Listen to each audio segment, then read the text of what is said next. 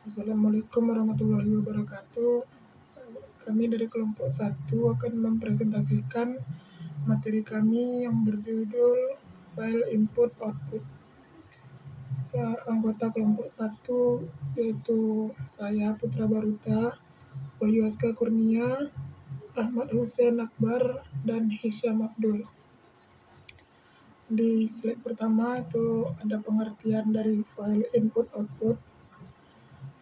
File input dan output adalah proses membaca dan menulis data ke file yang memungkinkan program untuk menyimpan dan mengakses informasi dengan efisien. File input dan output ini sangat penting dalam pemrograman karena memungkinkan pengembang untuk menyimpan dan mengambil data secara permanen, sehingga mendukung aplikasi yang lebih kompleks. Membuka file dalam Python. Fungsi open dalam file I/O. Fungsi open adalah dasar penting dalam proses file I/O di Python yang memungkinkan kita untuk membuka file dalam berbagai mode baca dan tulis. Selanjutnya, membaca file di Python. Ada 3 metode, yaitu read. Pertama, read. Metode read memungkinkan kita membaca seluruh isi file sekaligus, memberikan kemudahan dalam mengambil data dari file teks. Selanjutnya, readlines. Dengan readline, kita dapat membaca satu baris dari file pada setiap pemanggilan, yang cocok untuk mengelola file besar secara efisien. Selanjutnya, readlines. Metode readlines mengembalikan semua baris dalam file sebagai daftar, memudahkan pengelolaan data baris demi baris setelah dibaca. Berikutnya, menulis data ke file dengan Python. Mode W untuk menulis. Dalam mode W, file lama akan ditimpa.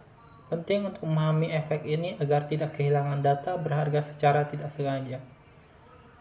Berikutnya, menambahkan data ke file dengan Python. Mode A untuk append.